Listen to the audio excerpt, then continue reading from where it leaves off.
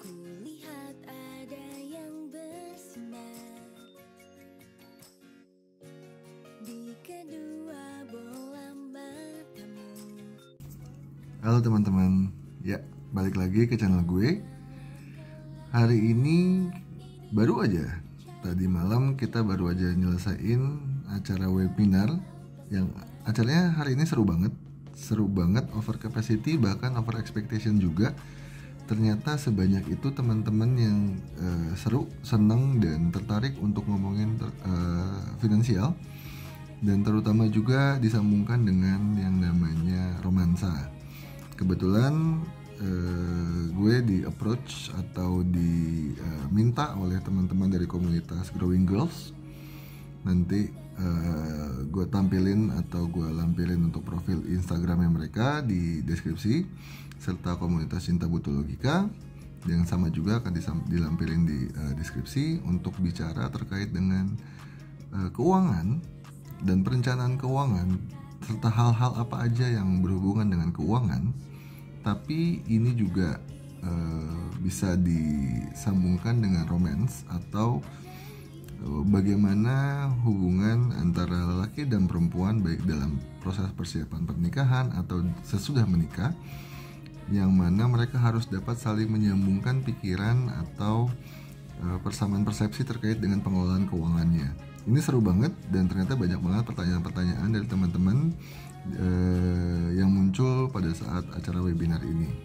Series ini dibikin untuk 2 series, sehingga kalau misal teman-teman ada yang ketinggalan untuk series yang pertama, Healthy Financial Healthy Relationship, maka jangan lupa untuk datang atau ikutan join di webinar di series yang kedua. Oke, kalau gitu silahkan ditonton aja. Terima kasih. Ya, terima kasih untuk teman-teman dari Growing Girls, teman-teman dari Cinta Butuh Logika untuk kesempatan yang malam ini. Seru sih, maksudnya hari Minggu malam persiapan mau masuk Senin, tapi materinya suaranya kecil ya, Kak. Sebentar. Kalau sekarang udah? Udah, Kak. Oh ya. Kita mulai aja. Kemarin tuh latar belakangnya adalah saya di approach sama Zila sama Mbak Vela bahwa gimana kalau misalnya kita ngomongin keuangan tapi terkait dengan komunitas romansa. Nah, menarik nih.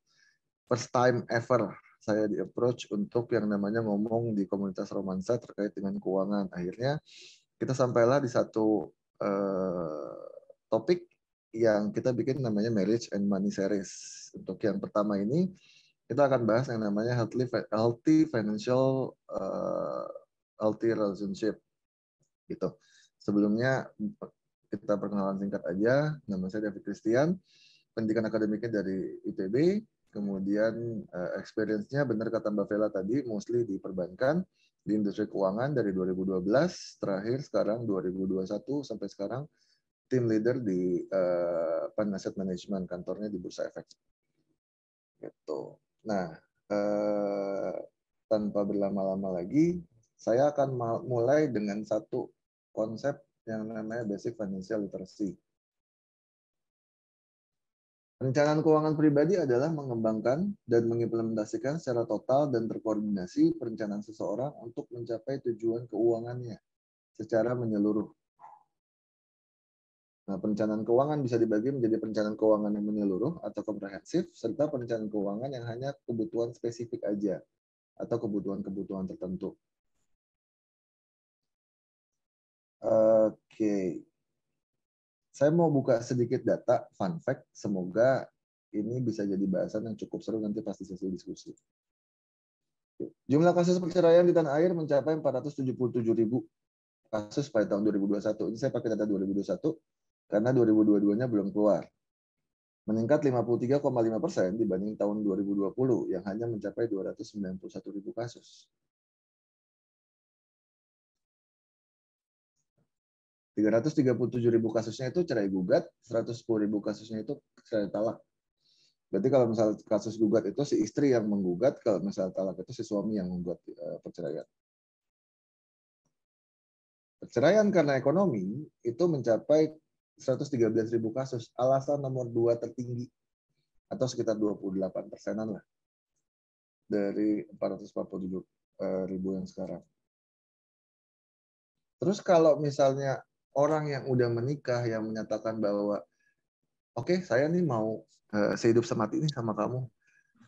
Apapun yang akan terjadi kita akan hadapi bersama. Kemudian apapun yang akan kita hadapi juga berdasarkan perencanaan dan diskusi yang secara matang. Tapi pertanyaannya, kenapa tinggi banget kasus-kasus perceraian di Indonesia? Plus ternyata alasan nomor 2-nya adalah perceraian karena ekonomi. 113.000 kasus. Itu tahun 2021. Kita tunggu nanti hasilnya kalau tahun 2022 datanya. Maka sampailah pada kesimpulan yang pertama mindset pengelolaan keuangan, yang kedua tujuan keuangannya. Oh ya udah kalau gitu kita pikirin nanti aja kalau udah menikah. Sayangnya karena pengelolaan keuangan dan perencanaan keuangan itu adalah suatu habit, terkadang menyatukan dua pikiran yang tadinya belum sempat dibicarakan lebih dulu dan akhirnya harus mereka berada dalam satu rumah tangga. Itu yang akan menjadi hal-hal yang lebih sulit gitu. Makanya kita bikin 2 series ini. Yang pertama itu adalah healthy financial, healthy relationship yang harus dibicarakan atau yang bisa teman-teman bicarakan sebelum memasuki jenjang pernikahan. Gitu. Ya. Bicarakan sebelum terikat resmi. Udah saya bold, saya capital, saya kasih tanda seru. Oke. Sebenarnya apa sih faktor keuangan yang harus dibicarakan bersama dengan pasangan? Oke. Sebelum menikah itu kita bisa bicarakan yang namanya keterbukaan finansial, keterbukaan hutang, keterbukaan investasi. Pak Isa ngomong, aku udah ATM ini duit 20. Oh iya, sudah. Keterbukaan investasi, kemudian konsep mengelola keuangan pribadi, nilai-nilai keluarga, Undang-Undang Perkawinan tahun 1974, serta persiapan pernikahan. Undang-Undang Perkawinan tahun 1974 itu adalah undang-undang terakhir yang masih bisa dipakai sampai sekarang. Plus, kenapa saya sebutin juga di sini adalah hal-hal yang bisa teman-teman bicarakan terkait dengan prenuptial atau perjanjian pranikah. Gitu. Kemudian sesudah menikah apa aja yang harus dibicarakan? Konsep nafkah, tanggungan keluarga besar, mau tinggal di mana, mau beli cash atau mau cicilan atau kontrak, atau sekarang masih istilahnya pondok mertua indah. Kemudian pengelolaan anggaran rumah tangga. Oke, penghasilan suami berapa persen yang akan jadi pembiayaan rumah tangga, penghasilan istri berapa persen. Kemudian untuk biaya pendidikan, rencana masa depan, dan terakhir rencana pensiun. Ini beberapa konsep finansial yang bisa teman-teman bicarakan pasca pernikahan. Gitu. Kemudian faktor keuangan yang bisa dibicarakan bersama nih dengan pasangan. Membuat laporan keuangan pribadi. Kemarin di grup juga sempat ada yang ngasih testimoni ya bahwa suatu aktivitas yang seru kalau misalnya kita bersama pasangan sambil mempersiapkan hal-hal yang terkait dengan pernikahan atau mungkin saling pengenalan lebih lanjut. Oh ya udah gimana kalau misalnya kegiatan positifnya salah satunya adalah membuat laporan keuangan pribadi. Kemudian apakah itu membuat catatan kekayaan pribadi, menilai aset, hutang, rekening bersih dan dana darurat, kemudian membuat perencanaan keuangan, apakah itu tentang perencanaan pernikahan, perencanaan karir, perencanaan investasi, pendidikan, dan lain-lain. Oh, kayaknya aku kalau habis nikah mau S2 lagi boleh nggak ya? Dan mungkin si calon suaminya akan cerita, ya boleh aja sih, tapi nanti kan biayanya kita harus bicarakan lagi atau kita harus pertimbangin lagi gitu. Nah, jadi hal-hal yang kayak gini ini bisa jadi suatu kegiatan yang positif juga buat teman-teman yang selain hal-hal yang terkait dengan intimasi atau kehidupan personal antara dua orang pasangan sebelum menikah, tapi kita juga bisa membicarakan tentang faktor keuangan bersama pasangan. Membuat laporan keuangan pribadi itu bisa secara nggak sadar mungkin sekitar nggak mulai dari abis maghrib nanti udah jam 9 aja gitu. Kita cuma buat nata aset, hutang, nilai kekayaan bersih dan dana darurat. Nah, ini saya agak cepat aja karena materi ini lumayan banyak.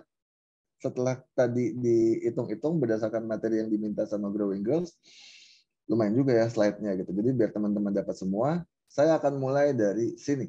berapa kekayaan bersihmu. Terkadang ketika suatu keluarga udah berjalan berbelas-belas atau bahkan berpuluh-puluh tahun aja, untuk menghitung nilai aset atau nilai kekayaan bersih aja mereka masih bingung. Gitu. Jadi alangkah lebih baiknya kalau misalnya teman-teman sejak sebelum menikah, oh gimana ya cara ngitung kekayaan bersih, atau oh gimana ya cara untuk tahu nih net aset kita atau net worth-nya kita tuh berapa. Nah, catatan kekayaan itu adalah laporan keuangan pada tanggal tertentu merupakan potret aktivitas masa lalu.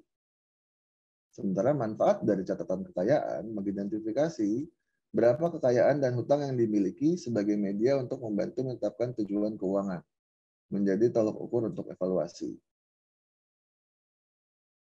Catatan kekayaan itu biasanya itu membagi antara aset liquid, aset personal, aset investasi. Kemudian hutang juga dibagi antara hutang jangka pendek dan hutang jangka panjang. Kemudian nilai kekayaan bersih itu adalah total aset dikurangnya total hutang. Nah, nilai kekayaan bersih itu memberikan indikasi perkembangan serta pencapaian tujuan keuangan. Oh, karena nilai catatan kekayaan kita itu masih sekian, kayaknya kalau misalnya kamu habis nikah langsung S2, kayaknya kita masih berat deh ya, gitu.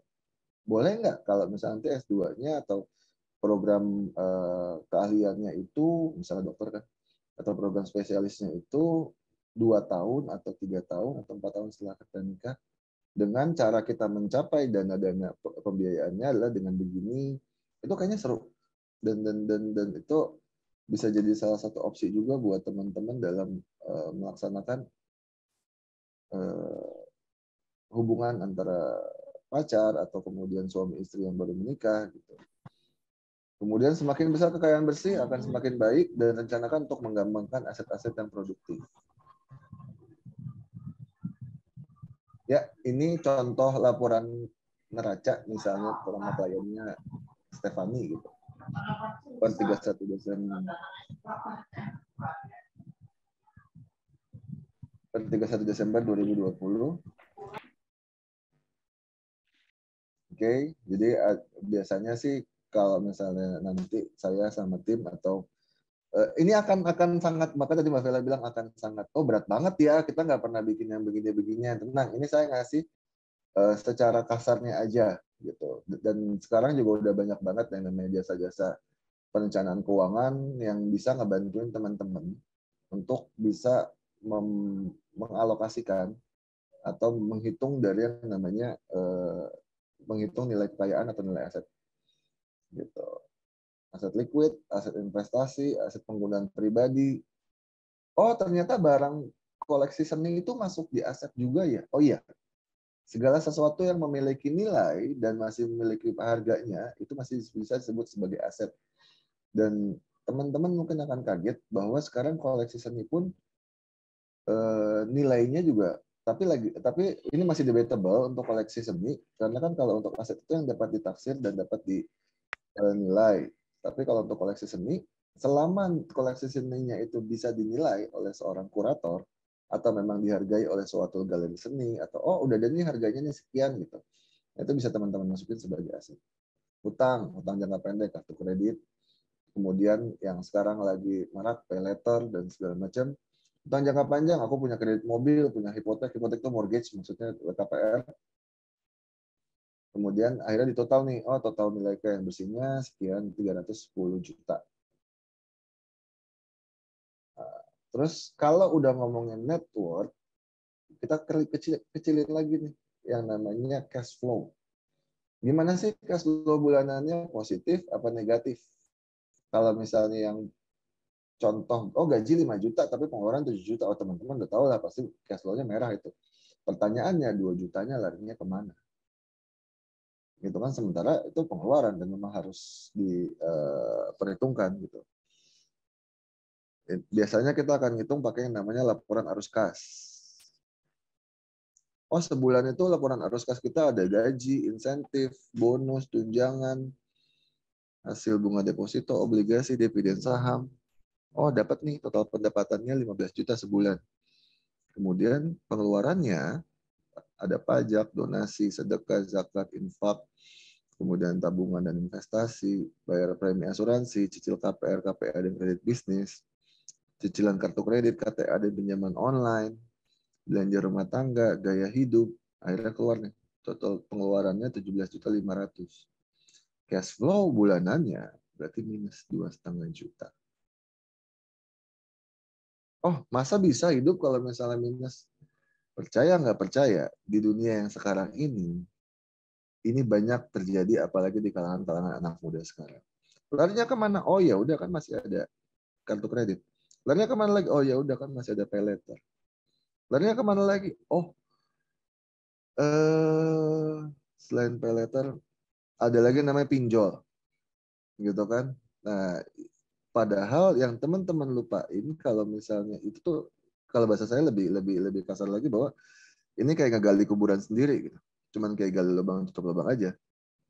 Maka berarti harus gimana sih? Tapi kalau teman-teman nggak catat dan teman-teman nggak hitung pengeluarannya itu larinya kemana aja, percaya sama saya itu nggak akan bisa ketahuan lubangnya di mana.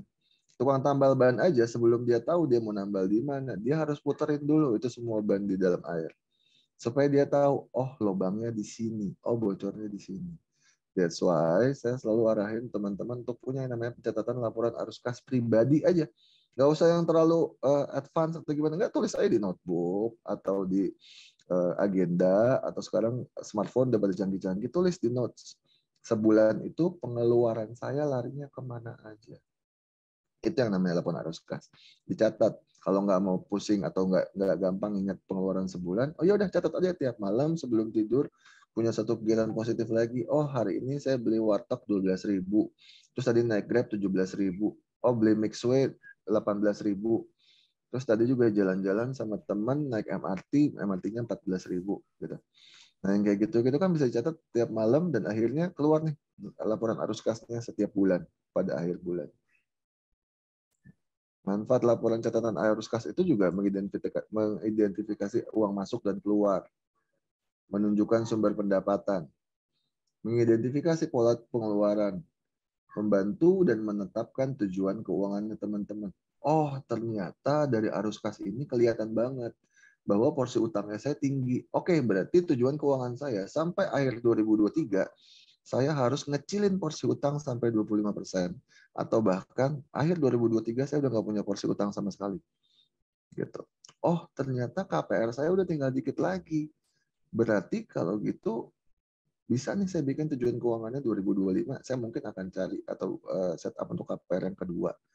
Untuk nanti rumah di mana. Atau oh saya baru bisa nih mikirin yang namanya jalan-jalan ke luar negeri sama keluarga. Atau oh saya bisa nih mikirin untuk pendaftaran haji atau umroh sama keluarga setelah KPR saya selesai. Tapi kalau teman-teman nggak bikin catatan arus kas, nggak kelihatan. Teman-teman nggak tahu tujuan investasi atau tujuan keuangan apa lagi yang mau teman-teman buru-buru sentuh. Setelah dibikin yang pengeluaran arus kas bulanan, ditambahin lagi, dijumlahin setiap bulan, akhirnya dapat yang namanya pengeluaran nilai arus kas per tahunnya. Oh, ternyata selama setahun ini saya positif 28.900.000. Nah, yang hal-hal yang kayak gini yang bisa jadi opsi buat teman-teman. Oh, mau belanja kah? Atau mau investasi kemana kah? Gitu. Atau mau beli aset. Oh, kata orang tua saya lebih gampang atau lebih enak buat beli emas kok. Oh ya udah silakan kalau mau beli emas. Tapi pertanyaannya mau beli emasnya gimana? Apakah pakai kartu kredit itu berarti utang juga? Ataukah mau dicicil? Ataukah sekarang kan banyak nih lembaga-lembaga yang kayak misal Pegadaian dicicil tiap minggu atau tiap bulan berapa, entah sampai emasnya dapat berapa. Gitu. Sekarang lanjut lagi. Kamu punya anggaran bulanan nggak? Anggaran kayak Ancol tapi lebih ada nggak sih? Iya. halo. Ya. Kaget saya ngomongin Ancol. Oke, nah kita masuk ke manfaat anggaran. Anggaran pemasukan dan pengeluaran merupakan ekspektasi pemasukan dan pengeluaran dalam periode waktu masa depan. Kemudian kontrol pengeluaran yang masa mendatang. Jadi kalau misalnya teman-teman bikin satu anggaran, itu bukan cuma untuk nge-trace bukan cuma ngetrace masa lalu, tapi halo, itu bukan cuma ngetrace masa lalu, tapi itu juga buat teman-teman melakukan perencanaan pengeluaran dalam periode masa depan, serta teman-teman mengontrol pengeluaran di masa depan juga. Pentingnya menyusun anggaran, memberikan pemahaman mengenai posisi keuangan dan pencapaian tujuan, menunjukkan pula potensi penghasilan yang akan atau ingin diperoleh di masa mendatang, kemudian membuat kita memikirkan kembali pola konsumsi dan gaya hidup kita selama ini, membantu mengidentifikasi berbagai risiko yang perlu diantisipasi selama proses perencanaan, dan membantu untuk menentukan sikap yang rasional dalam mengatur keuangan. Ini hampir sama seperti yang tadi kita bikin, tapi ini dibikin lebih atraktif aja, lebih berwarna. Oh, ternyata utang produktifnya saya 20%, oh utang konsumtif saya 15%, untuk asuransinya saya di 10%, tabungan itu di 10%, biaya kebutuhan hidupnya 40%, biaya gaya hidup atau hobinya di 5%. Gitu. Bagaimana membuat anggaran yang ideal? Lagi-lagi segala macam perencanaan keuangan dan pengelolaan keuangan itu tergantung dari kondisi keuangan teman-teman saat ini. Jadi ini adalah kondisi yang ideal menurut kami para perencana keuangan, bahkan di asosiasi juga. Tapi begitu di kenyataan, nanti teman-teman akan menghadapinya bagaimana, itu tergantung dari kondisi keuangannya. Contoh, kalau misalnya teman-teman lagi benar-benar sekarang terikat banget sama yang namanya hutang, ya udah, berarti pos masa depan sama pos asuransinya mau dikurangin dulu supaya kita bisa mau kencengin lagi lebih cepat lagi untuk bayar hutang. Oh itu nggak apa-apa. Atau pos belanja sekarangnya mau dikurangin jadi 30%, nggak apa-apa deh, saya meri-meri dulu deh, makan nasi pakai sayur tempe dulu. Yang penting hutangnya bisa lebih cepat selesai. Ya udah gitu. Dan alangkah lebih baiknya kalau misalnya teman-teman punya teman diskusi terkait bagaimana membuat anggaran yang ideal. Makanya saya bilang salah satu kegiatan yang tepat untuk bisa ngobrol adalah dengan pasangan. Ketika teman-teman udah ngerasa, oh, I think she's the right one for me gitu. Oh ya udah, kalau misalnya teman-teman udah ngerasa yakin dan teman-teman udah ngerasa kayaknya gue mau ke step yang lebih serius deh. Nah, kenapa nggak kita coba untuk ngobrol? Menurut lo gimana sih? Kalau misalnya anggarannya, kayaknya gue nggak bisa banyak jajan dulu, gue nggak bisa nongkrong, nggak bisa banyak nonton, atau jalan ke fancy dinner sama lo dulu, tapi karena gue harus ada pos dari kewajiban yang harus cepat-cepat gue beresin dulu sekarang gitu. Dan mungkin dengan teman-teman ngajakin ngobrol kayak gini, nggak ada lagi cerita yang namanya, kamu tuh nggak pernah ngajakin aku jalan lagi sekarang. Kamu udah nggak sayang lagi sama aku. Aku tuh beberapa kali ngodain kamu nonton ada film-film apa yang bagus, kamu tuh nggak pernah mau diajakin nonton lagi. Kamu tuh lagi kenapa? Cowoknya cuma bisa diem. Ya sabar ya gitu. Kan nggak asik ya. Menurutnya kan akan lebih asik. Oh gini loh gitu. Kan kita udah cerita nih kalau misalnya ada beberapa pos-pos yang mungkin harus aku kejarin dulu gitu. Ada beberapa pos hutang yang harus aku keluarin lebih banyak. Sehingga biaya kebutuhan pribadi dan kebutuhan hidupku akan lebih banyak untuk aku pres. Ya udah gini deh, bulan ini aku nggak bisa nonton dulu atau fancy dinner dulu sama kamu.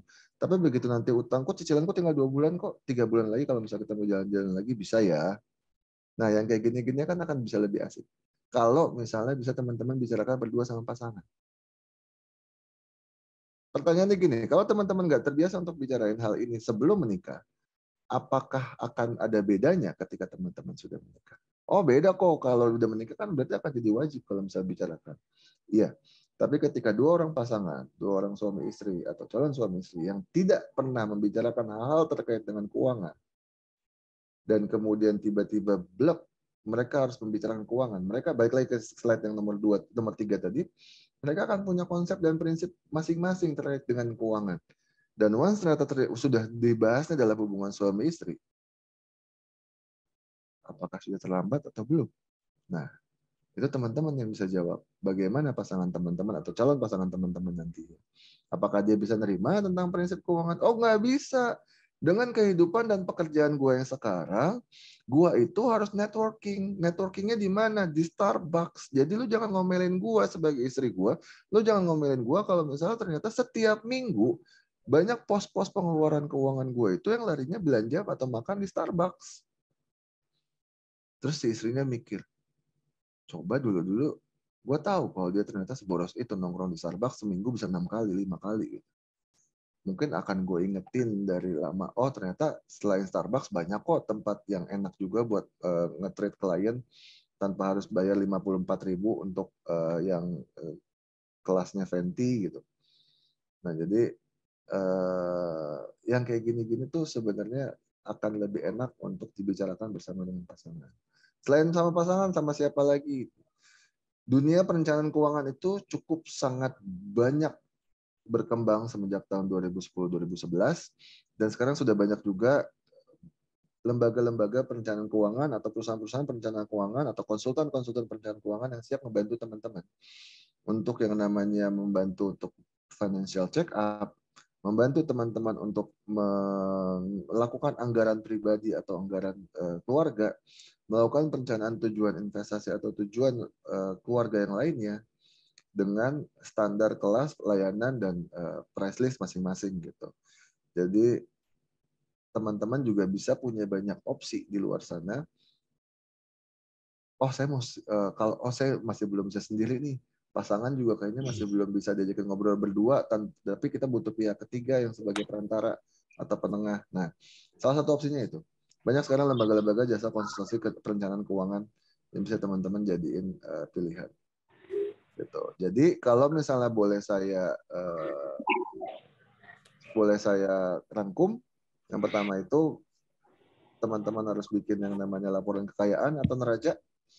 Teman-teman juga harus punya yang namanya laporan arus kas atau cash flow bulanan.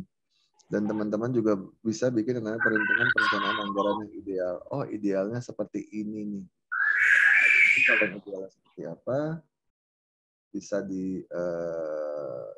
yang idealnya itu seperti apa, bisa dibicarakan dengan pasangan ataupun dengan layanan jasa-jasa konsultasi perencanaan keuangan yang sudah banyak. Oke, ini kita baru sampai di topik yang pertama. Benar kata Mbak Vela, topik yang pertama aja udah bikin pusing dan bikin berat. Gitu. Kalau dari moderator ada yang mau ditambahin? Saya belum buka untuk sesi pertanyaan dulu, mohon izin karena kalau dari moderator tadi katanya sesi tanya jawabnya di akhir 15 sampai 20 menit. Jadi saya cukup tanya sama moderator dulu apakah ada yang mau ditambahin atau ditanggapi. Enggak sih, kalau misalkan dari moderator kayaknya belum ada nih. Mungkin teman-teman kalau misalkan ada pertanyaan sekarang juga mungkin boleh ya satu pertanyaan gitu atau enggak ditampung dulu nanti di chat gitu ya Kak David ya pertanyaannya. Boleh, ini saya ngeliat ada 31 chat sih di sini. Kalau misalnya teman-teman ada yang mau tanya, biar nanti yang milih pertanyaannya dari moderator dulu aja. Mbak Vela, Mbak Sulis, atau Zila. Satu pertanyaan. Iya, boleh. Satu pertanyaan dulu ya berarti ya. Boleh. Oh, ini juga udah ada nih Kak Zila ternyata di chat ya pertanyaannya. Mungkin ada yang mau raise Kita hand? pilihin ya, bentar. Boleh. Tadi saya cuma sempat melihat sekilas bahas sandwich generation juga, Coach. Nah,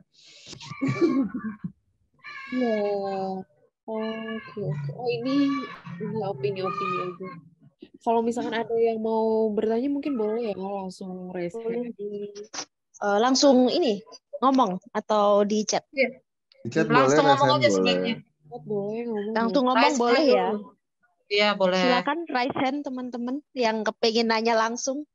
Nah, kita juga ada hadiah nih untuk 2 orang ya partisipan yang terbaik ya, yang Benar-benar aktif. aktif. Jadi hadiahnya juga menarik banget ya Kak Zila ya. Bener. Buat 2 Boleh orang. di-spill nggak, Kak, hadiahnya apa? Oh, Biar boleh, mungkin boleh. teman-teman semangat gitu. Oke. Jadi hadiahnya ada reksadana dari Panin ya. Masing-masing Wow. senilai 100.000. Lumayan nih. Modal Untuk ya. belajar berinvestasi, teman-teman. Berarti buat teman-teman Lumayan untuk best banget. participan ini dari Growing Girls dapat hadiah reksadana Panin Aset masing-masing untuk 2 best partisipan. Best partisipan. Iya, kayaknya Lumayan nih. belum ada yang mau bertanya. Seandainya belum ada, nggak apa-apa kita lanjut ke topik kedua dulu ya, karena masih banyak sih. Kita lanjut dulu aja. Kalau ada pertanyaan nanti di chat dulu aja ya biar nggak kepotong ya. Oke, Boleh teman-teman, silakan. kita masuk Lanjut, ke Kak David. topik yang kedua. Ini nggak kalah seru. Dana darurat. Dana darurat itu penting atau enggak? Karena sebelum masuk sesi ini kan saya sempat melempar atau sempat dengar juga pembicaraan terkait dengan dana darurat. Nah, dana darurat itu apa sih? Dana darurat atau emergency fund dalam sebuah keluarga memiliki peran yang penting. Khususnya dalam keadaan-keadaan yang genting atau dalam bahasa Inggrisnya adalah ungkapan rainy day. Dana darurat memiliki fungsi sebagai dana utama yang kita gunakan untuk membayar di awal atau istilahnya dapat menjadi buffer. Kalau misalnya bahasa saya, dana darurat adalah dana yang teman-teman siapkan jika dan hanya jika teman-teman kehilangan pekerjaan utamanya teman-teman. Gitu. Jadi karena teman-teman bisa kehilangan pekerjaan, tapi teman-teman nggak mungkin berhenti mengeluarkan pengeluaran, apalagi pengeluaran-pengeluaran wajib atau pengeluaran-pengeluaran rutin yang memang teman-teman harus keluarin setiap bulan. Gitu. Oh, saya bisa nggak kerja, tapi saya nggak mungkin nggak makan. Nah, berarti pengeluaran wajib yang pertama adalah biaya hidup, makan, mungkin tempat tinggal. Kalau misalnya teman-teman ngekos, kontrak, ya kan yang punya kontrakan apakah mau tahu? Kalau misalnya teman, ya Pak, sorry nih Pak, saya nggak punya kerjaan atau saya baru aja berhenti kerjaan. Ya, sebulan 2 bulan dia mau ngerti. Bulan ketiga apa teman-teman masih akan tinggal di situ? Belum tentu juga. Gitu. Nah, kemudian cara mempersiapkan dana darurat, tentukan target jumlah dananya, persiapkan dananya, dan monitor jumlah dana yang teman-teman.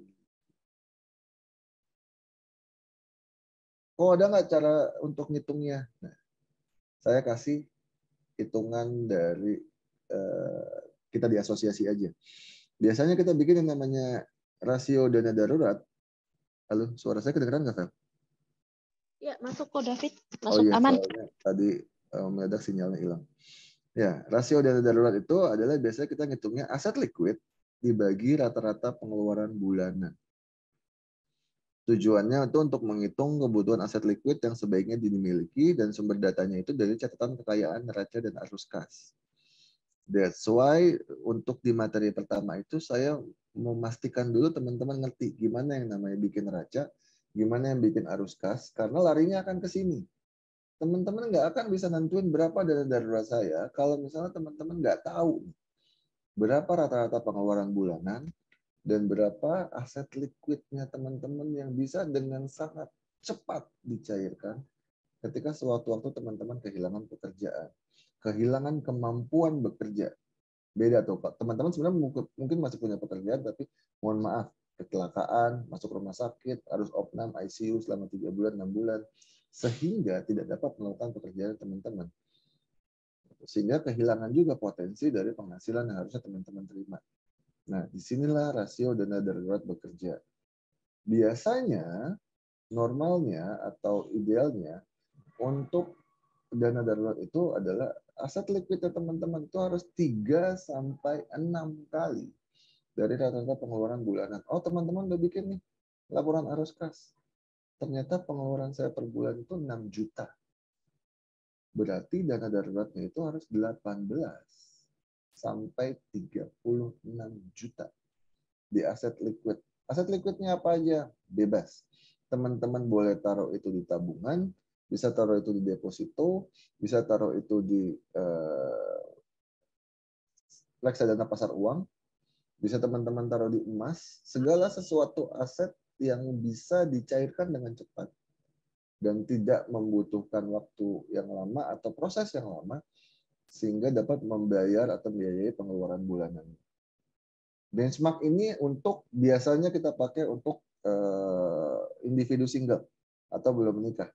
Tapi ketika sudah menikah, biasanya akan naik 6-12 kali dari pengeluaran bulanan. Gitu. Oke, jadi kalau misalnya untuk dana darurat, slide-nya nggak cukup banyak, tapi pembahasannya yang nantinya akan banyak. Pasti akan banyak juga pertanyaan-pertanyaan dari teman-teman terkait bagaimana mengalokasikan dana darurat. Apakah tabungan bisa dijadikan sebagai dana darurat?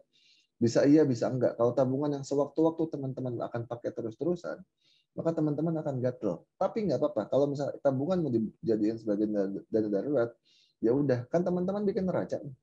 tadinya tabungannya 10 juta, tapi karena teman-teman belanja dan segala macam, pakainya jadi 8 juta. Oh ya udah, berarti dana darurat teman-teman pada saat itu hanya 8 juta. Gitu. Kemudian, Pak David, tapi kan kalau misalnya emas nggak bisa terlalu liquid, seenggaknya emas masih bisa lebih cepat dijual daripada teman-teman harus jual rumah. Emas bisa lebih cepat dijual daripada teman-teman jual mobil ketika butuh suatu pembiayaan yang benar-benar urgent dan darurat. Gitu. Jadi yang kita pakai adalah di sini aset liquid. Dibagi rata-rata pengeluaran bulanannya. Benchmarknya 3-6 bulan. Kalau untuk yang menikah 6-12 bulan minimal untuk menjadi dana darurat. Kemudian pertanyaannya lagi, boleh nggak investasi dijadikan dana darurat? Bisa. Maka tadi saya kasih contoh yang namanya reksadana pasar uang bisa teman-teman pakai untuk sebagai opsi dana darurat. Karena biasanya reksadana pasar uang itu ketika pencairan itu hanya butuh waktu sekitar 1-3 hari kerja. Sehingga bisa cepat juga untuk teman-teman cairkan. Boleh nggak investasi di saham dijadikan dana darurat? Secara nilai atau secara fluktuasi juga investasi di saham itu sangat-sangat beresiko. Jadi jangan sampai ketika teman-teman sudah memperkirakan bahwa pengeluaran selama 3-6 bulan itu 18-36 juta, tapi ujung-ujungnya ternyata nilai sahamnya lagi turun cuma 20 juta. Nah, kan bingung lagi sekarang.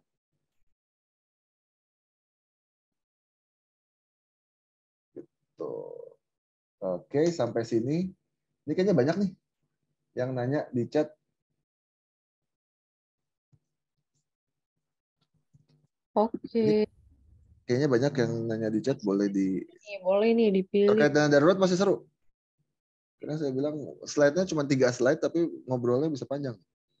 Oke, ini banyak nih. Ada pertanyaan dari Kristiana katanya. Dan darurat itu apakah bisa salah satu bentuknya asuransi, ada yang investasi tabungan, ada yang info ke saya porsi dana darurat itu 20% dari pendapatan. Nah, itu benar nggak? Oke, kalau porsi dari pembagian tiap bulannya, lagi-lagi saya bilang, saya balikin ke teman-teman. Idealnya itu pembagian porsi, itu kan berarti kita ngomongin anggaran atau budgeting. Saya nggak bisa nentuin nih. Jangan sampai saya maksa teman-teman, setiap dapat pemasukan 20% harus dilariin ke dana darurat. Digajinya 5 juta, 20% berarti 1 juta. Sementara pembayaran pengeluaran setiap bulannya itu aja udah 4,7. Dana sisanya sebenarnya cuma 300.000. Atau teman-teman lebih milih untuk dikeluarin 1 juta ke dana darurat, tapi teman-teman diusir dari kontrakan, tapi nggak berkontrakan, kan nggak lucu juga. Gitu. Jadi lagi-lagi saya bilang, iya memang beberapa jasa keuangan itu memberikan opsi atau memberikan arahan idealnya sekian persen, dan sekian persen. Kalau jasa enggak. Ini sefleksibel mungkin. Tapi semakin sedikit porsi yang teman-teman anggarin untuk jadi dana darurat, akan semakin lama mencapai 3-6 kali dari pengeluaran. Ya, tadi saya bilang, kalau misalnya teman-teman nganggarin 1 juta, untuk mencapai 18-36 juta aja, teman-teman harus nabung 18-36 bulan. Gitu. Kemudian kalau misalnya, ternyata itu 1 juta, ternyata dari 5 juta pengeluaran 4,7. Oh, dana darurat 300.000. Berarti semakin lama lagi untuk mencapai 18 juta atau 36 juta. Gitu. Kemudian ngomongin asuransi. Asuransinya bisa secepat-cepatnya dikeluarkan enggak? Contoh, dana darurat untuk kecelakaan, dana darurat untuk kesehatan. Jadi bentuknya asuransi yang akan bisa mengcover dana-dana tersebut atau pengeluaran-pengeluaran tidak terduga terkait dengan biaya rumah sakit. Bisa. Gitu. Tapi kalau misalnya ternyata asuransinya itu hanya punya nilai tunai atau hanya punya premi, yang mungkin teman-teman juga harus punya proses mencairkan kembali nilai tunainya, baru uangnya itu bisa masuk ke rekening dari proses pencairan sekitar 14 hari kerja, ya teman-teman bisa hitung, ini nggak bisa jadi dana darurat di bulan pertama, tapi ini bisa jadi spare, jadi dana darurat di bulan kedua dan ketiga. Tapi kalau misalnya bentuk asuransinya adalah proteksi, yang akan memindahkan resiko sewaktu-waktu ternyata sakit atau sewaktu-waktu harus masuk rumah sakit, dan daripada dipakai opsi porsi dana daruratnya, teman-teman bisa arahin ke asuransi, benar. Gitu. Ada pertanyaan lagi, Val, atau lanjut? Mungkin ini ya dijawab dulu aja, takutnya skip gitu ya. Mungkin digabung aja nih pertanyaannya Kak David. Hmm. Nah, dari Reni juga nih, jika keuangannya minim lebih baik utamakan tabungan atau dana darurat gitu kan. Terus satu lagi karena pertanyaan yang agak nyambung nih dari Kak Desti. Nah, kalau dana darurat hanya digunakan untuk kasus kehilangan pekerjaan, terus kalau untuk kasus kehilangan handphone atau laptop rusak, kecelakaan yang sikonnya gawat darurat gitu ya, belum bisa ngurus asuransi juga, apakah baiknya dibuat pos dana cadangan juga gitu, Kak David? Oke, dua-duanya saya bisa jawab dalam satu jawaban. Tadi kan ada pos yang namanya simpanan atau tabungan, ada pos yang namanya dana darurat. Kalau misalnya mau digabung bisa di slide yang atas kan. Nah, dana darurat memiliki fungsi sebagai dana utama yang kita gunakan untuk membayar di awal atau istilah dapat menjadi bumper. Gitu. Dan di atasnya lagi bahkan secara asosiasi pun kita di Asosiasi Perencanaan Keuangan dibilang dana darurat dalam sebuah keluarga memiliki peran yang penting khusus dalam keadaan-keadaan genting atau dalam bahasa Inggrisnya adalah merupakan rainy days. Jadi kalaupun memang ternyata dan dana darurat itu bisa dari porsi tabungan. Tapi kalaupun memang ternyata tabungannya itu akan terlalu sering keluar masuk, teman-teman akan menggantungkan hidup teman-teman di tabungan teman-teman itu. Saya punya teman yang memang saldo tabungannya itu bisa gede banget pada satu hari dan bisa banget kecil banget pada hari berikutnya. Tapi besoknya bisa gede lagi. Berarti kan itu fluktuasinya tinggi banget. Are you sure want to depends your life on those account gitu? Enggak kan? Jadi sebaiknya dipisahkan porsinya antara tabungan, saving dengan dana darurat. Tapi kalau misalnya ada yang nggak mau, gue maunya dari tabungan aja, silakan. Tapi jangan kaget ketika sewaktu-waktu ternyata butuh sesuatu hal yang genting. Dan anggaplah paling gampang kehilangan pekerjaan. Karena kita bahas rumah tangga itu hal yang paling ditakutkan dari seluruh keluarga itu ketika sang kepala keluarga atau pemberi kerja atau pemberi nafkah kehilangan pekerjaannya. Terus tiba-tiba jebret aja bingung, ya ada posisi dana darurat. 3-6 bulan tujuannya apa? Itu waktu yang diharapkan si pencari nafkah dapat menemukan pekerjaan berikutnya. Yang pada prakteknya bahkan COVID sudah mengajarkan kita banyak hal. Banyak banget teman-teman kita yang bahkan setahun 2 tahun nganggur. Jadi ini konsep 3-6 bulan untuk orang single yang memang terubah secara tidak direncanakan dengan adanya COVID.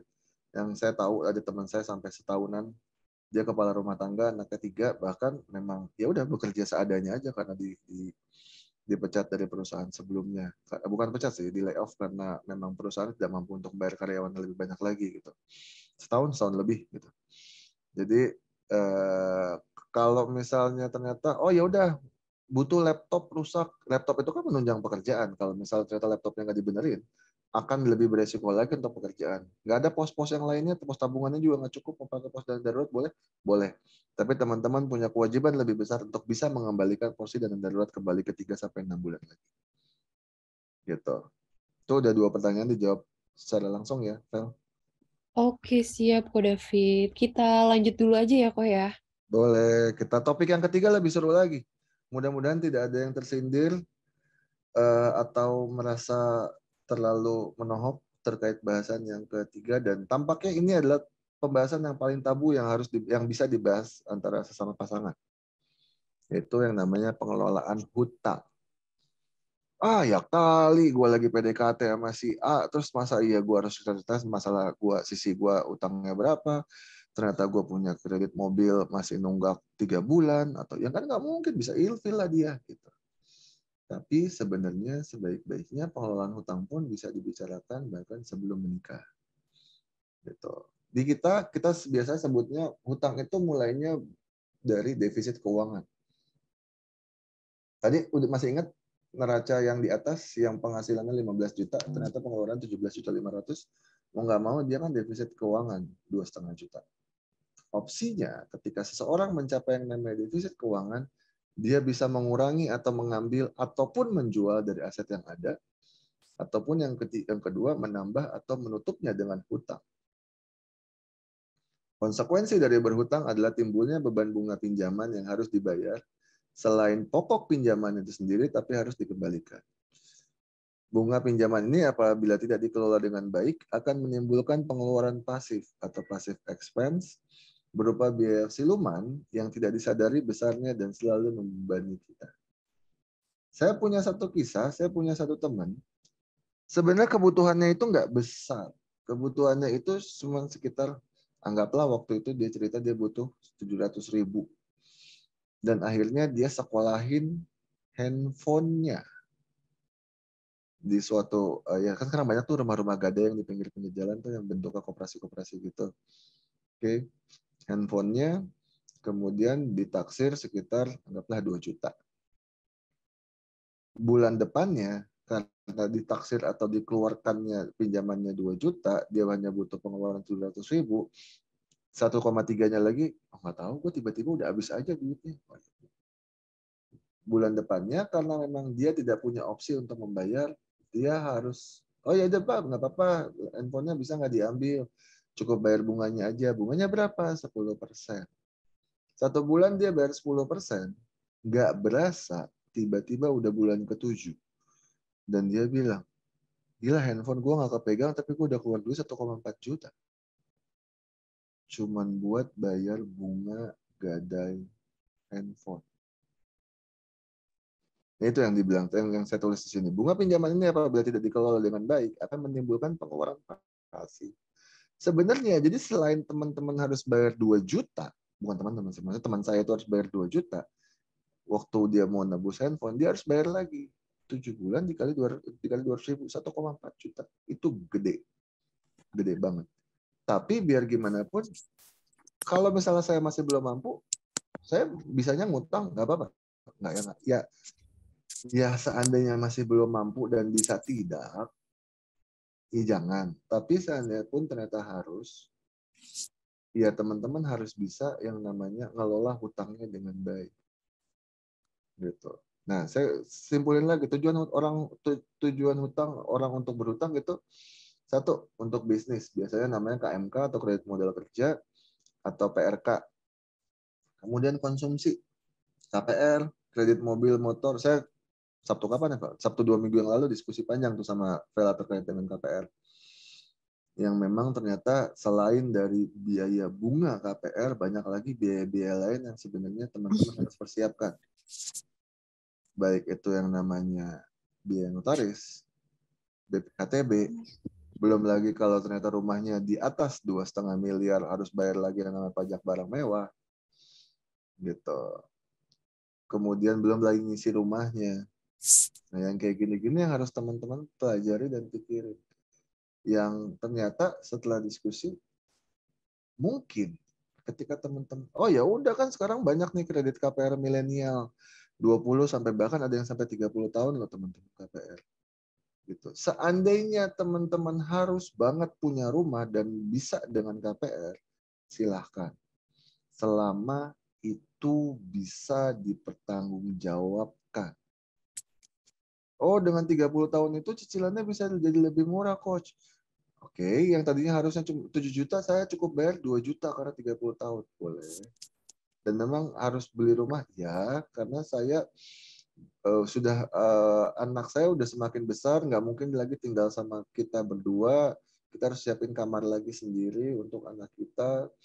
Gitu ya. Adiknya juga semakin beranjak besar, mungkin juga ya oke lah dengan alasan seperti itu. Diskus sama saya, ternyata butuh KPR, ya udah kita bantu untuk carikan atau kita bantu hitungkan jenis-jenis KPR seperti apa yang paling cocok dan sesuai dengan kemampuan finansialnya mereka. Itu salah satu jasa yang bisa kita tawarkan untuk teman-teman atau klien-klien kita sih. Gitu. Kemudian pinjaman yang terkait dengan likuiditas untuk kebutuhan kurang dari 1 bulan. Misalnya penggunaan sisi. Oh, teman-teman tahu nih bakal gajian tanggal 25 atau tanggal 28, tanggal 31 atau tanggal 1 kalau yang PNS. Tapi ada yang namanya flash sale, aduh sebel bahasa dengar istilah ini. Ada yang namanya flash sale 90%. Tapi cuman ada nih, ini kejadian pas kemarin yang bikin orang ngantri banget 2 jam, 3 jam. Ulang tahun satu perusahaan toko roti yang saya nggak bisa sebut namanya karena ini akan dipublish presentasinya. Gitu, yang bikin orang ngantri sampai 2 jam, 3 jam. Yang kejadian sama mama saya join juga hari ini di Zoom. Kejadian mama saya sampai ngantri 2,5 jam di satu toko roti tersebut gitu. Oh, diskon 50%. Aduh, tapi saya lagi nggak ada duit. Oh, ya udah pakai sisi dulu aja gitu. Yang nantinya akan bisa saya bayar ketika saya gajian. Gitu. Kemudian yang terakhir, darurat atau mendesak untuk menutup kewajiban segera. Alternatifnya terbatas, biasanya berbunga tinggi. Zaman dulu untuk hal-hal yang darurat mendesak ini orang-orang akan pakai ini namanya KTA, kredit tanpa agunan, bukan tanpa angsuran ya. Kalau kredit tanpa angsuran saya juga mau. Kredit tanpa agunan. Nah, masalahnya sekarang ada banyak kredit-kredit lagi yang jauh lebih cepat. Tapi jauh lebih nyekek dibanding KTA. Pinjol. Pinjol itu benar-benar nyiksa dan nyekek banget, dan biasanya akan dipakai sama anak-anak muda zaman sekarang untuk kebutuhan yang sangat darurat. Yang dia lupa adalah waktu pencairannya itu aja udah dipotong.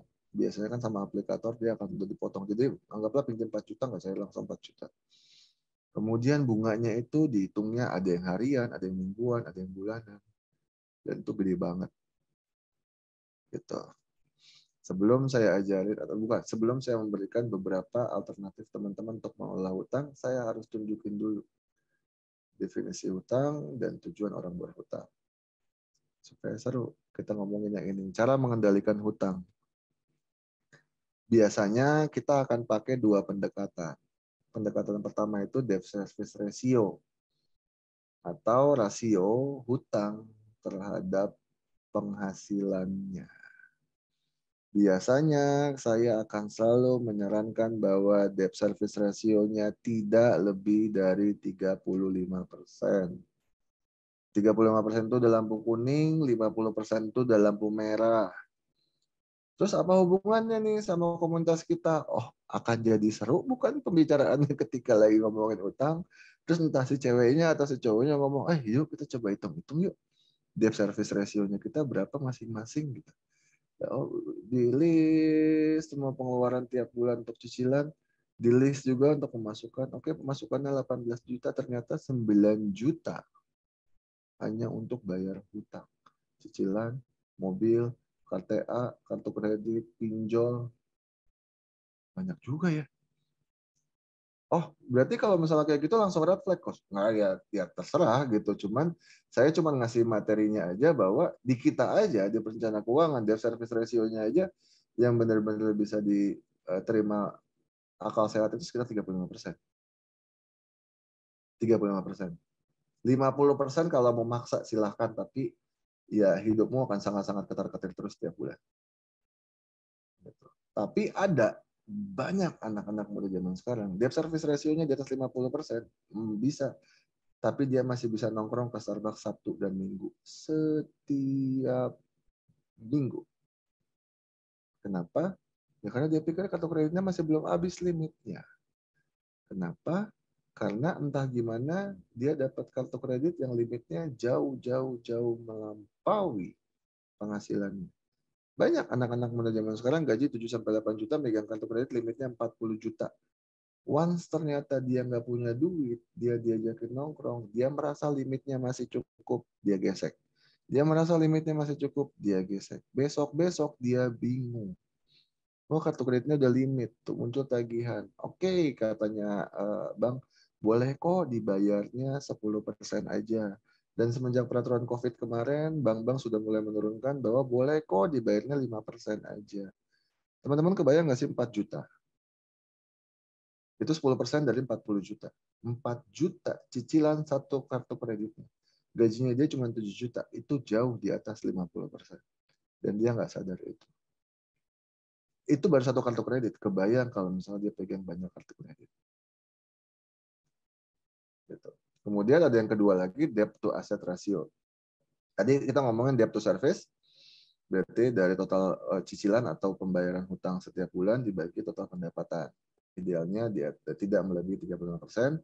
Kalaupun tetap mau maksa 50%, yang penting biar bisa cepat kebayar cicilannya, silahkan. Tapi, kalaupun mau maksa ke 50%, jangan harap untuk bisa nambahin utang baru lagi. Enggak, itu namanya gali lubang tutup lubang. Balik lagi ke debt to asset ratio, dihitung dengan membagi total hutang pribadi atau keluarga dengan total aset pribadi atau keluarga. Rasionya ini maksimum disarankan 50% di luar hutang KPR. Kenapa begitu? Karena hutang KPR akan inline dengan asetnya. Ya memang dia berhutang 2 miliar, tapi dia memiliki aset juga senilai 2 miliar di porsi neracanya. Jadi dikeluarkan porsi hutang KPR-nya, dikeluarkan juga dan aset-aset KPR atau rumah yang masih dianggap sebagai KPR, nanti tinggal dihitung nih. Total rasio hutang dibagi total aset. Kenapa harus menghitung debt to asset ratio? Amit-amit terjadi kenapa-napa sama si pemilik hutang, keluarga, istri, anak nggak usah pusing. Ya udah jual aja asetnya. Aset udah dijual buat nutupin utang, masih ada 50% maksimum untuk pegangannya mereka. Nyatanya gimana? Ada, saya punya klien yang hidupnya masih terlihat baik-baik saja. Ternyata setelah dihitung debt to asset ratio-nya 90%. Hidupnya tidak terlihat seperti punya hutang. Hidupnya terlihat baik-baik saja. Tapi, berarti kalau gitu hutangnya gede? Enggak. Asetnya yang terlalu kecil. Jadi dia utangnya nggak terlalu gede, tapi karena dia tidak punya aset, sehingga rasionya itu akan besar. Jadi 90% debt to asset ratio. Sementara debt to asset ratio itu disarankan bahkan maksimal 50% di luar dari utang KPR. Gitu. Terakhir, debt resolution rule. Kaidah resolusi hutang. Debt resolution rule ini biasanya kita di asosiasi selalu diajarin bahwa untuk bisa memberikan konsultasi kepada klien untuk digunakan mengendalikan kewajiban utang di luar hutang KPR, karena KPR jarang ada yang bisa selesai 3 tahun. Mewajibkan kewajiban hutang di luar hutang KPR yang berjangka panjang dengan cara mengupayakan untuk membayar lunas hutang di luar KPR setiap periode 3 tahun. Jadi biasanya ada yang namanya resolusi penghapusan hutang. Oke, sekarang hutang gue 17 juta. Dalam waktu 3 tahun, gue mau hutang gue di luar hutang KPR selesai. Gimana caranya? Nah, kalian bisa konsultasikan sama pasangan. Yang gue punya utang 17 juta, tapi gue punya target 3 tahun ke depan, gue akan beresin semua utang gue. Menurut lo, apakah gue lebih baik untuk lunasin dulu yang paling besar, atau gimana? Atau teman-teman tadi sama saya bilang, teman-teman bisa ngobrol atau diskusi dengan beberapa perencana keuangan atau lembaga yang menyediakan konsultasi keuangan untuk mendampingi teman-teman terkait dengan yang namanya penyelesaian hutang. Tapi lagi-lagi debt resolution rule ini bisa jadi opsi yang sangat menarik buat teman-teman yang benar-benar udah teriak berulang-ulang kali. Kok kayaknya gue gajian jam 9, jam 5 saldo gue udah tinggal 100.000 ya. Udah banyak buat bayar tagihan, pay letter, pinjol, sama utang ke teman-teman yang pakai duit dulu ya gitu. Jadi udah ntar pas gajian ditagih dan bingung lagi sekarang. Tambahan dari saya, sebelum memutuskan untuk berutang, pertimbangan hal-hal berikut. Jangan memutuskan untuk berutang berdasarkan pertimbangan atau dorongan emosional saja, namun gunakan pertimbangan yang rasional. Wah gila sih, ini tiket pesawat yang biasanya 1,5 juta ke Bali, sekarang udah turun 700.000. Terus temennya yang sampai ngedenger, lalu bukan kata saldo dulu di rekening cuma 200, tenang coy, masih ada kartu kredit, masih ada titik-titik pay letter itu yang logonya bentuk bentuk burung gitu, warna biru gitu. Atau mungkin masih banyak lagi pay letter yang lainnya gitu untuk pembayaran pembelian tiket hotel dan segala macam. Yang dia lupa itu dibikin cicilan kalaupun nggak ada bunga, ada biaya administrasi. Atau yang tadinya tidak usah jadi porsi cicilan, mendadak bisa jadi porsi cicilan yang debt service ratio-nya bisa jadi lebih tinggi lagi bahkan. Kemudian bertanyalah pada diri sendiri, apabila saya tidak berhutang atau apabila saya nggak beli barangnya sekarang dengan berhutang, apakah saya akan sengsara? Gitu. Ini yang saya ngobrolin banyak sama konsep teman-teman ketika dia harus memaksakan diri mengambil KPR. Kenapa harus ngambil KPR jauh-jauh banget? Oh ya biar hak milik. Oke. Selain cicilan, apalagi harus ditambahin? Oh iya, biaya perjalanan. Oh iya, biaya bensin.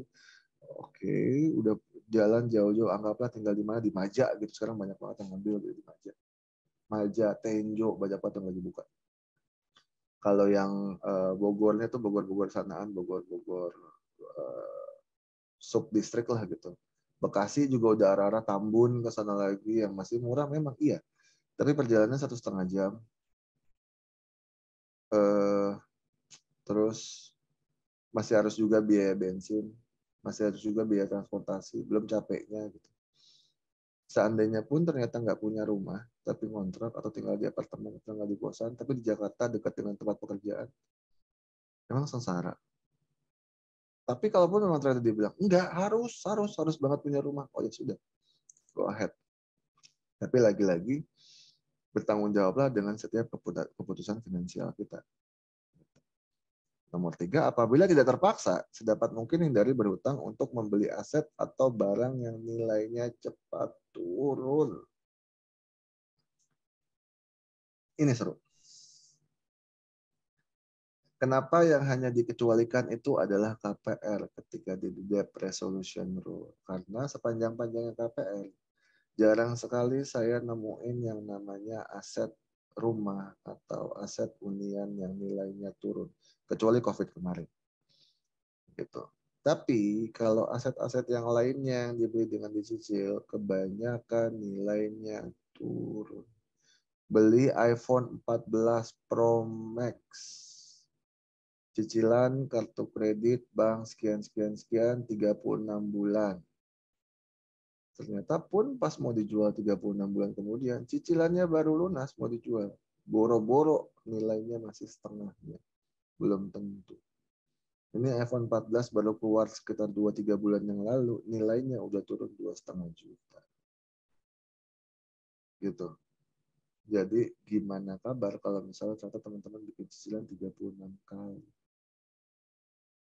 Maka tadi saya bilang apabila tidak terpaksa. Mobil, kalaupun memang nggak harus baru, teman-teman cari second yang bagus, yang masih bisa layak pakai, sementara nilainya tidak akan mengalami depresiasi lebih banyak lagi. Kenapa harus ngambil panjang-panjang tenornya dengan bunga yang besar, dengan hal mobil yang baru yang memang nanti ternyata dengan semakin panjang tenornya nilai depresiasinya juga akan makin banyak. Tapi nggak bisa kalau nilai selain mobil baru tuh buat gue Fit, dia akan lebih ekonomis karena mobil-mobil yang lama itu dia nggak VVTi, dia nggak eco system, jadi dia akan lebih banyak boros bensin. Oh ya sudah, kalau misalnya ternyata teman-teman bisa menjawab, berarti kan teman-teman tahu pertanggungjawaban apa aja yang harus teman-teman lakukan terhadap aset yang nilainya turun nanti. Yang terakhir, teman-teman ketahui perbedaan perhitungan bunga pinjaman secara flat dan efektif. Kalau bunga efektif itu semakin kecil pokoknya, maka bunga pinjamannya semakin kecil. Contohnya KPR. KPR itu dia fair. Karena kalau misalnya porsi pokoknya sudah semakin kecil, bunganya juga akan makin kecil. Contohnya yang bunga flat apa? Mau mobil bisa. Cicilannya cuma 0,5. Gini aja yang gampang. KTA. KTA itu bunga flat. Jadi mau pokoknya ternyata udah berkurang seberapa banyak pun enggak. Dia akan tetap bunganya sama. Berarti jatuhnya akan lebih banyak teman-teman bayar porsi bunganya flat ketimbang bunga efektif. Ini udah habis nih utang. Oh ya belum. Nah, masalah yang bisa timbul dari kartu kredit. Wah, ini kartu sejuta umat. Kartu yang banyak banget dimiliki oleh kebanyakan anak muda yang sekarang. Fasilitas pembayaran minimum yang menjadi godaan untuk kembali berhutang. Kewajiban tagihan kartu kredit yang makin besar tidak ada perencanaan, terganggu oleh penawaran penjualan melalui telemarketing. Jika ada penagihan ganda, salah administrasi, atau transaksi orang lain. Tiba-tiba ternyata Sulis rumahnya tinggalnya di Bali atau di NTB, muncul malam-malam ada notifikasi pembelanjaan TV LG 88 inch di Medan. Bingung kan? Gitu. Ada resiko yang namanya penggandaan atau phishing ataupun bahkan ya memang kartunya aja yang ditransaksi oleh orang lain. Penyalahgunaan data kartu kredit untuk kejahatan phishing.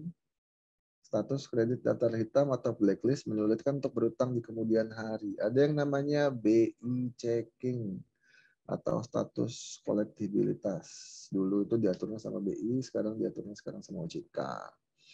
Kolek 1 itu lancar, kolek 2 itu kurang lancar, kolek sampai akhirnya ujung-ujungnya kolek 5 kredit macet.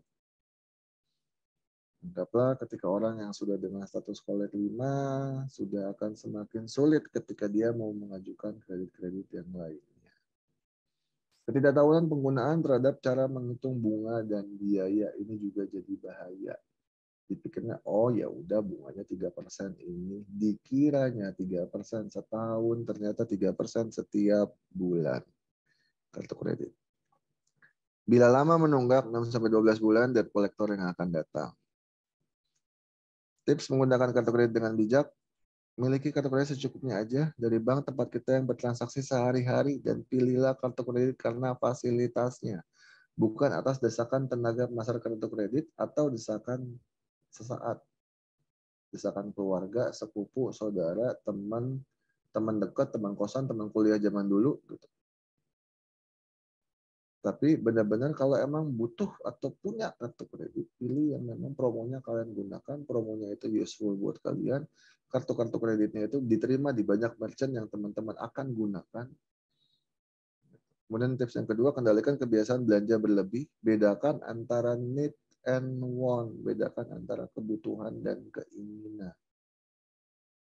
Pada saat penggunaan, pikirkan kemampuan pembayaran kewajibannya. Bisa nggak? Kalaupun emang harus bayar minimum, bisa nggak bayar minimum? Kalaupun enggak, kalau misalnya emang ternyata masih mampu, usahakan tidak bayar, cuma maintain-nya. Periksa setiap tagihan kartu kredit dengan seksama apakah semua tagihan transaksi tagihan yang tercantum memang transaksi yang Anda lakukan. Kadang kita nggak jarang meriksa yang namanya tagihan, cuma lihat di pojok kanan atas saja, oh total billingnya 19 juta. Tapi ternyata teman-teman nggak ingat atau nggak ngecek transaksi di bawahnya. Ada transaksi orang lain atau penggandaan kartu misalnya. Jadi please banget aware sama apapun yang kalian miliki termasuk kartu kredit. Oke, topik ketiganya selesai dan cukup panjang, tempat sudah jam 9. Dari teman-teman ada yang mau disampaikan, ditanyain moderator? Kayaknya ada pertanyaan di chat. Apa mau dijawab kok? Boleh. Ini pertanyaan dari Shirley. Mau tanya dong kok, untuk narik saham itu tiap bulannya apakah ada batasnya atau enggak sih? Misalnya dalam 1 bulan hanya 1 atau 2.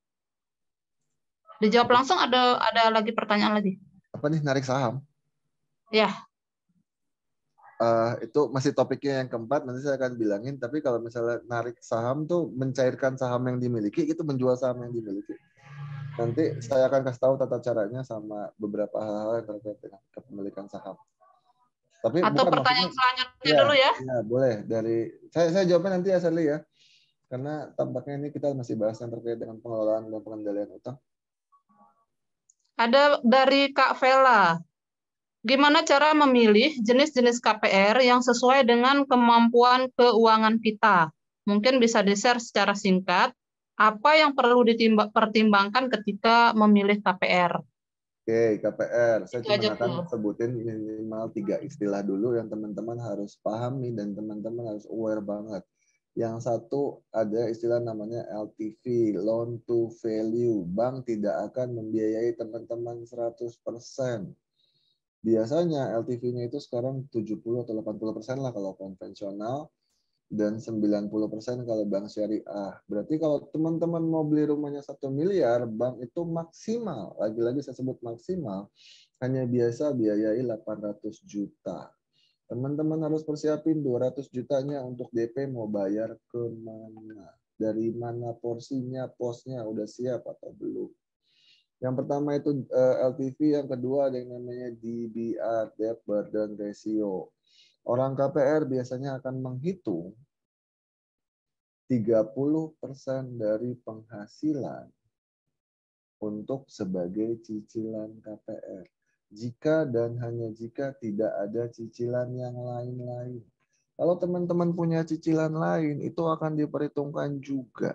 Cicilan KPA, cicilan KPM, cicilan kartu kredit, itu akan bisa mengurangi kemampuan DBR-nya teman-teman. Makanya biasa kalau teman-teman ikutin yang namanya KPR, marketing banknya akan bilang, Mbak, punya cicilan kartu kredit Citibank ya, boleh nggak sih Citibanknya dilunasin dulu, nanti begitu selesai KPR, terserah deh Mbak mau gunain lagi atau gimana. Kenapa? Karena perhitungan setiap hutang yang ada itu kan sekarang BI ngeling ya, bisa kelihatan tuh utang-utang teman-teman kalau misal di BI checking. Jadi kalau ketika orang KPR lagi BI checking dan ngelihat, analisnya akan bilang, wah gila DBR-nya aja, badan rasionya aja 40%, ini belum tambah utang KPR. Kalau cicilannya 2,7 juta, ini udah bisa jadi 67%, nggak sehat nih. Akan semakin besar kemungkinan analis kredit menolak. Yang ketiga, biaya. Selain dengan menghitung LTV sehingga teman-teman bisa menghitung DP-nya, kemudian DBR-nya apakah masuk atau enggak, biaya-biayanya harus dipersiapkan. Ada yang namanya biaya notaris untuk akad. Ada yang namanya biaya BPHTB 2,5% dari total nilai aset yang diperjualbelikan. Ada yang namanya BPHTB itu biaya perolehan hak tanah dan bangunan, atau teman-teman tahunya namanya biaya balik nama. Kemudian ada lagi yang namanya biaya taksasi. Kan bank itu kalau mau berangkat survei, teman-teman harus bayar nih. Yang namanya biaya survei, biaya appraisal. Tiap-tiap bank beda-beda, ada yang 200.000, 300.000, 400.000, ada yang 1 juta, tergantung dari wilayah, jenis aset, sama banknya mana. Gitu. Biaya. Kemudian ada yang namanya lagi biaya asuransi. Jadi setiap nasabah yang melakukan KPR itu harus diikat dengan yang namanya asuransi jiwa dan asuransi kebakaran biasanya minimal. Asuransi kebakarannya sampai selesai masa KPR, asuransi jiwanya juga sampai selesai masa KPR. Jangan kaget kalau ternyata tiba-tiba biaya asuransinya bisa sampai gede banget, membengkak. Karena tenornya semakin panjang. Yang keempat, biayanya lagi itu udah KPR, balik nama, notaris, taksasi. Tadi saya keingetan satu lagi biayanya.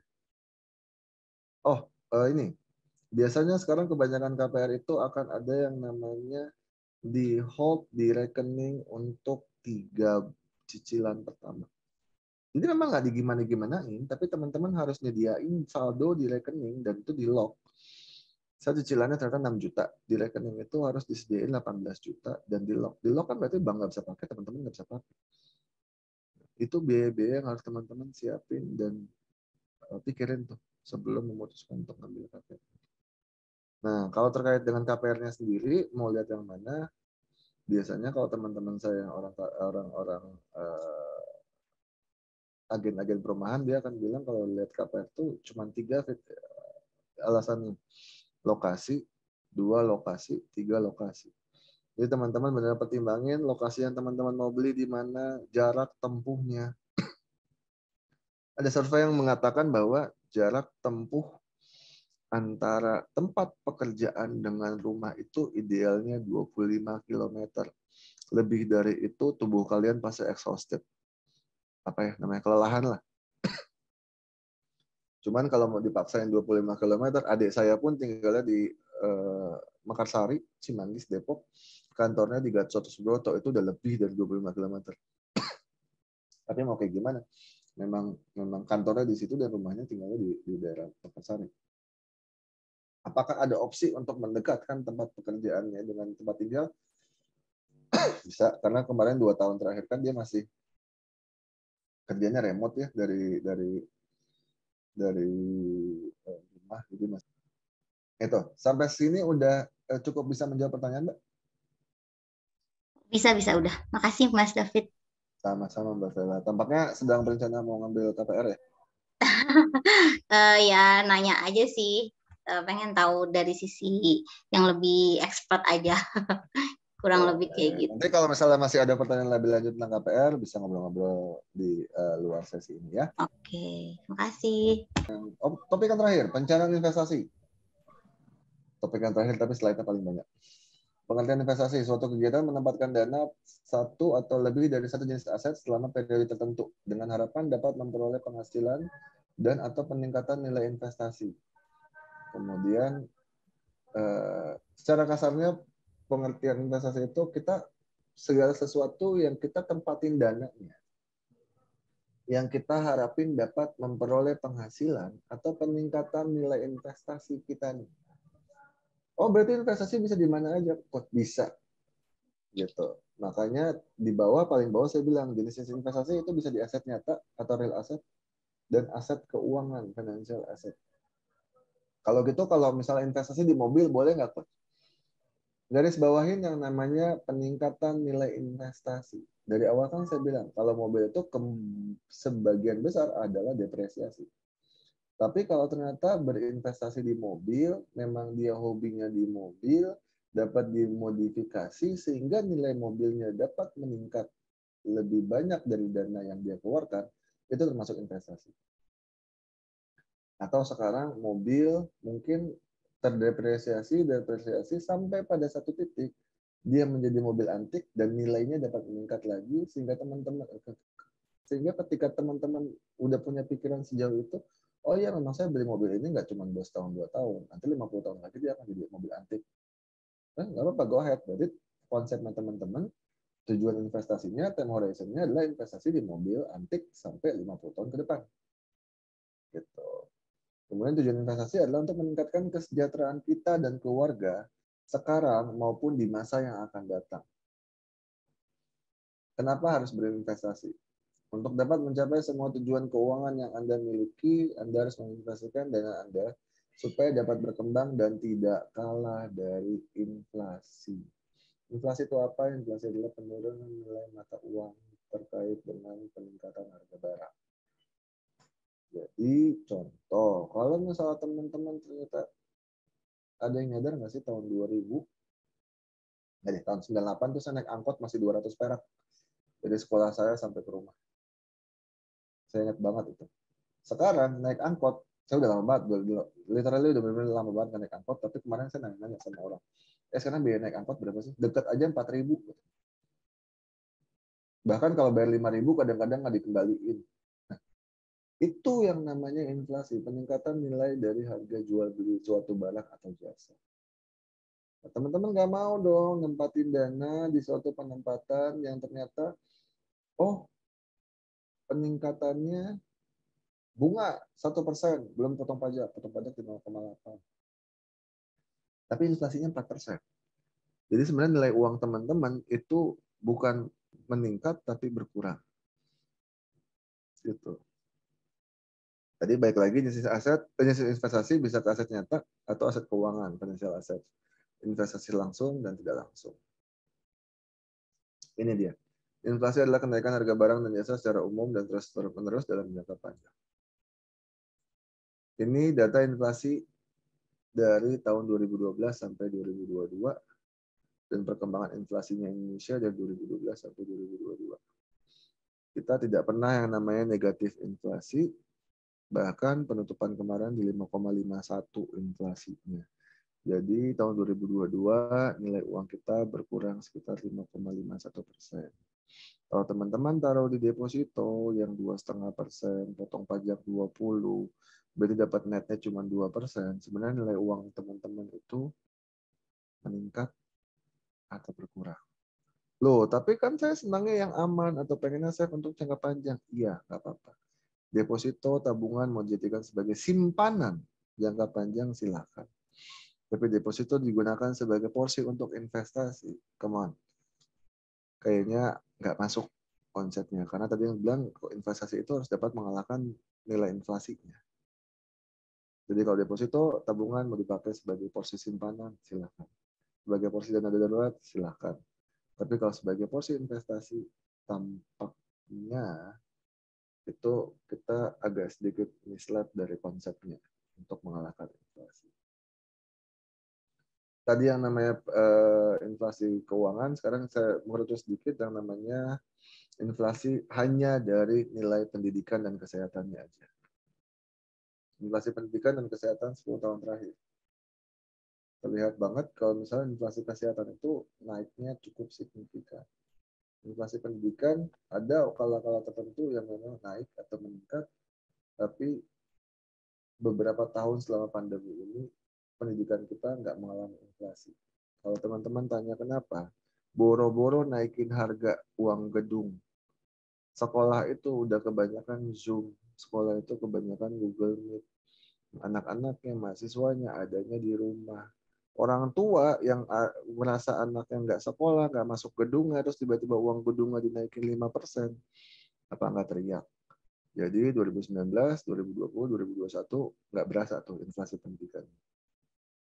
2022 ketika banyak anak-anak sudah mulai masuk sekolah, kampus-kampus atau sekolah-sekolah udah mulai pede itu untuk naikin harga. Dan kerasa lagi sekarang inflasi pendidikannya 2022 di 2,77%. Klasifikasi aset investasi keuangan itu ada beberapa, saya coba bahas satu-satu aja, tapi kayaknya agak sedikit cepat karena waktunya udah nggak lama lagi. Yang pertama itu adalah instrumen pasar uang, kemudian ada sertifikat Bank Indonesia, negotiable certificate of deposit, commercial paper, repurchase agreement, dan medium term notes. Ini adalah instrumen-instrumen investasi yang biasanya jatuh temponya itu di bawah 1 tahun. Sertifikat Bank Indonesia itu bisa pilih sebulan, 3 bulan, 6 bulan, 12 bulan. Negotiable certificate of deposit itu biasanya di bawah setahun juga. Commercial paper maksimal 270 hari. Repurchase agreement ada yang 3 bulan, 6 bulan, 12 bulan. Medium term notes juga waktunya jangka pendek banget. Itu yang biasa dikeluarkan. Kemudian yang kedua, surat berharga pasar modal dengan pendapatan tetap atau kita sebutnya namanya obligasi. Yang ketiga, efek yang bersifat ekuitas atau bisa disebut juga saham dan waran, karena itu efek yang bersifatnya ekuitas. Kemudian ada lagi derivatif, opsi atau option, dan futures. Dan terakhir, salah satunya juga klasifikasi aset investasi keuangan, reksadana. Tadi kan di awal kita udah bahas yang namanya aset tetap ya.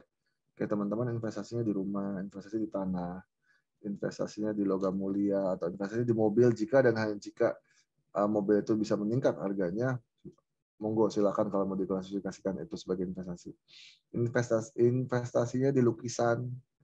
Ada beberapa yang saya kenal di Singapura investasinya di wine, karena menurut mereka wine semakin tua semakin mahal harganya. Ya silakan. Gitu. Tapi saya tidak akan, karena akan banyak perdebatan ketika membahas yang namanya investasi di aset fix.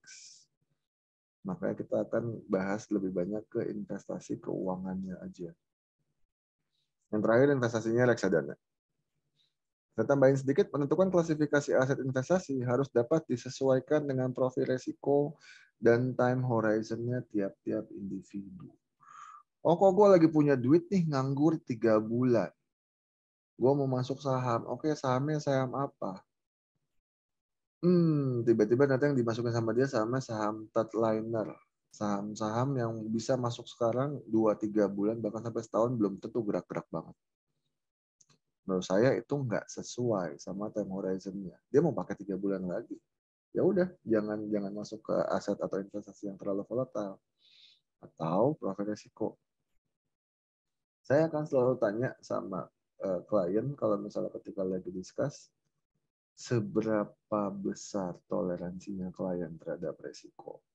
Kalau mereka nggak bisa jawab, kita juga masih bisa bantu. Kita ada alat bantunya yang namanya kuesioner untuk profil risiko atau risk profile. Ini bisa jadi satu opsi buat mengetahui profil risiko teman-teman. Jadi sebelum start atau berani-beraninya untuk investasi, teman-teman harus tahu dulu di mana profil risiko teman-teman dan time horizon-nya teman-teman. Gitu. Oh ya, karena kita masuk di investasi, saya undang tim saya 2 orang di sini. Tesia sama Erwana, mungkin bisa tulis di kolom chat. Jadi kalau teman-teman butuh tahu, sebenarnya saya ada di posisi mana sih di profil resiko? teman-teman boleh chat mereka aja secara pribadi. Tesya sama Erwana boleh tulis nomor handphonenya di kolom chat. Jadi nanti teman-teman feel free untuk chat mereka, kasih tahu keluhannya teman-teman, atau pokoknya mau belajar investasi, mau tahu dulu dong profil resikonya ada di porsi yang mana gitu. Apakah konservatif, sangat konservatif bahkan, atau konservatif, moderat, agresif, atau bahkan sangat agresif, sehingga nanti bisa diarahin untuk ke penempatan investasi yang sesuai.